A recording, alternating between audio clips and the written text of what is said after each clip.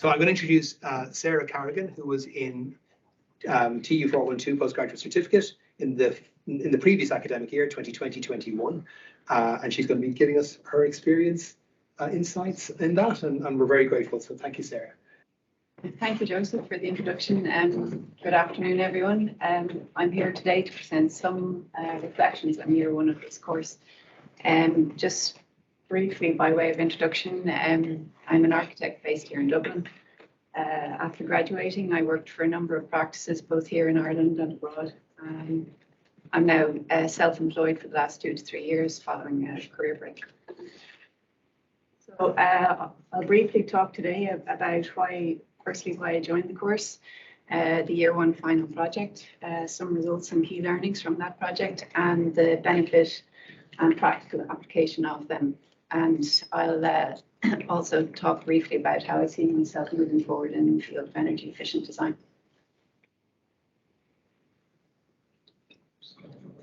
So why did I join the course in the first place? Well, I've always had a keen interest in energy efficient design.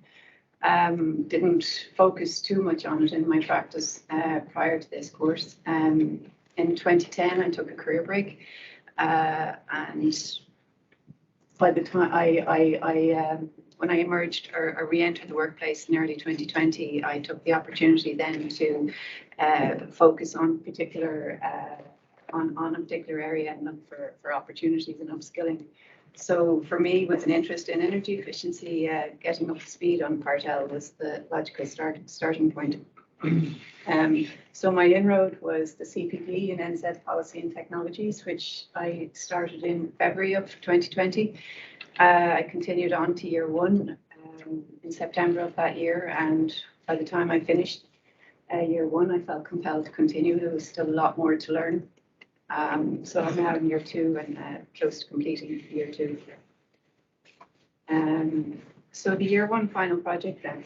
The reason I'm presenting this project is because it draws from all the learnings that are taught or are there to be gained from each of the modules, and it's based on a real case study building, so it demonstrates the practical application of these learnings.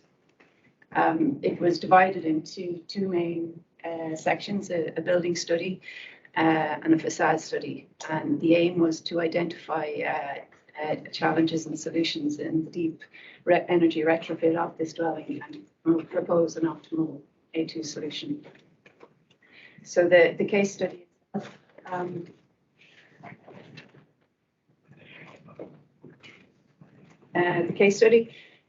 as I mentioned, it's an actual real dwelling, in this instance, a 1970s detached 4-bed bungalow. Very typical of what you find dotted around the country. It's in a rural location in Dublin, in County Dublin. And the first step, I suppose, was establishing an energy baseline for the dwelling. And this was actually done in an earlier module, in the deep module. And it came out at an E1 which is pretty poor, but again, it's not untypical for this type of dwelling. So it's from this then became the baseline from which the A2 strategies were targeted. Just a little more detail on the dwelling itself. It had a pitched roof with timber rafters, suspended timber floors throughout, and uninsulated hollow block walls. And again, this is a typology typical of its era of construction. It's naturally ventilated, primarily via hole-in-the-wall ventilators. Hot water and central heating are via an oil-powered boiler. Fabric and system upgrades over the years. It was double glazing in 2011 and a boiler upgrade and radiator upgrades in 2013. So apart from high energy consumption with an E1 rating, the main challenges had to do with issues of local condensation and mold. The building study then was the first part of the project, and it was a comparative analysis of 3 distinct A2 strategies to determine the optimal solution. So I looked at, for the first strategy, it had a renewable focus, the second had a system focus, while the third had a fabric focus. This is an example of strategy 1, which had the renewable focus. So the fabric upgrades involved internal wall insulation, floor and ceiling insulation to the TGDL elemental U values. System-wise, a biomass boiler is proposed in lieu of the oil-fired boiler, and controls are upgraded. And then hot water is supplemented via solar panels, and PV also are proposed. So all these measures combined achieve an energy consumption of 40 kilowatt hours per metre squared per annum, which equates to an A2. So then the facade study, it focused on thermal and moisture performance of the facade based on internal wall and external wall insulation strategies. The thermal bridge assessment evaluated the risk of condensation, and it's based on surface temperatures, which then feed into a critical FRSI value of 0.7, which is the minimum that needs to be achieved for regulation compliance. The moisture analysis looked at heat and moisture transfer within the wall assembly itself, and a key indicator for it is the 80% relative humidity threshold, above which there's a risk of mold. I looked at 2 insulation options for both the internal and external walls, and based on a mainstream and a green approach, respectively. So based on the findings of the building and the facade studies, an optimal solution is proposed, and this is largely based on the renewable strategy I presented there, with the exception of external wall insulation in lieu of internal, and a greater degree of CD insulation. So all of these strategies, or all of these measures combined rather, achieve a primary energy consumption of 42 kilowatt hours per metre squared per year, which comfortably sits in the A2 energy bracket. So that kind of summed up the main project itself, and the next couple of slides are about what I learned from those results and the main findings. So the building study, what did I learn from it, and what did I learn from DEEP? Well, the first thing really is that the study demonstrated how effective DEEP can be used as a design tool. When you're looking at different strategies with target energy ratings, it's a really valuable design tool to have in practice. It also demonstrated the value of the fabric first approach. You can see there the combined fabric measures together take the energy rating from E1 to B3 in one single step.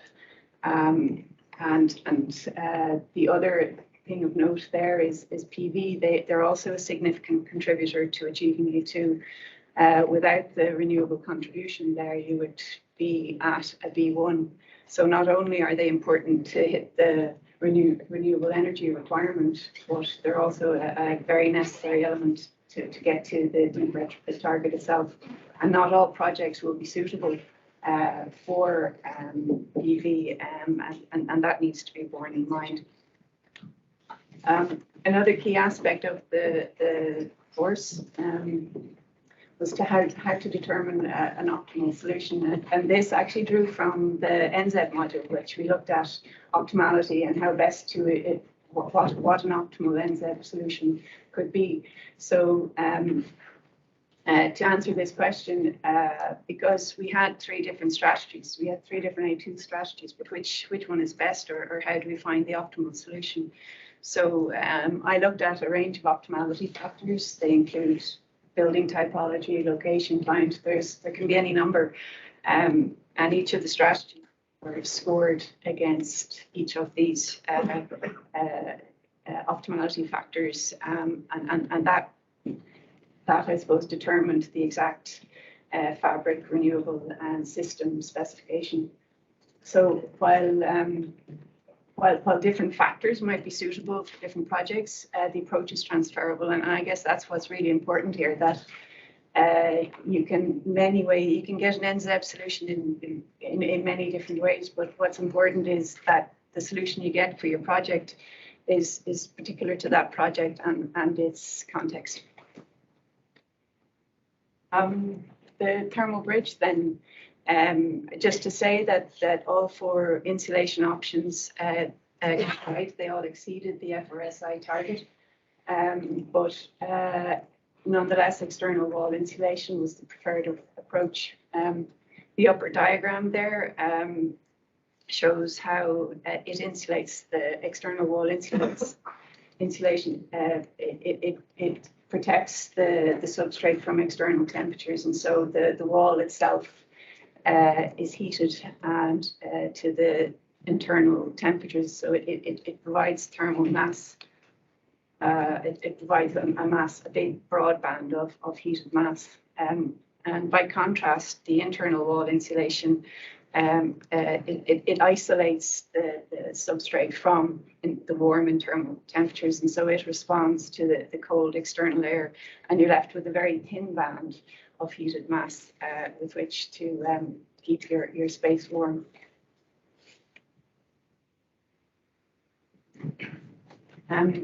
Moisture analysis then. What we have here are two film data graphs. The top one is external wall insulation. The bottom one shows the internal. And the film data graphs show they simulate the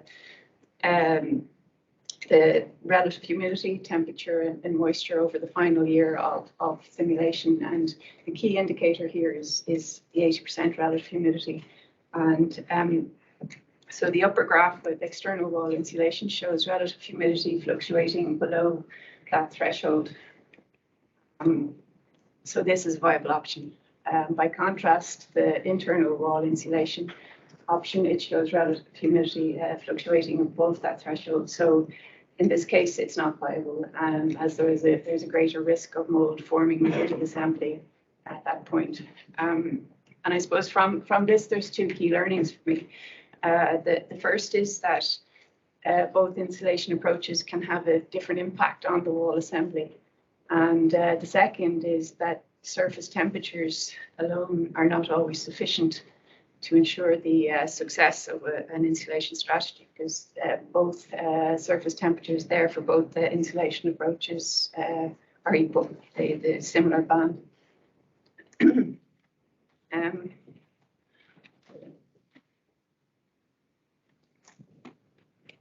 So how relevant is the year and what I'm finding useful in practice? It's year 1 has been very relevant to me, particularly as I've been working in energy retrofits of dwellings. So needless to say, it fed in directly. I suppose I've learned an awful lot. I've learned a lot of software, had exposure to renewable technologies and design strategies, and that's all been consolidated in project work. Just like to add, though, that a key learning in the course is about critical thinking, and it's central to the course, and we're continually encouraged to question results and ask what they mean and what picture are they telling us, what story are they telling us, and that as a skill, it's an essential and it's a really important skill in itself to think that way. So as I mentioned, the learnings from year 1 are transferable. It provides a great foundation for practice and to continue into year 2.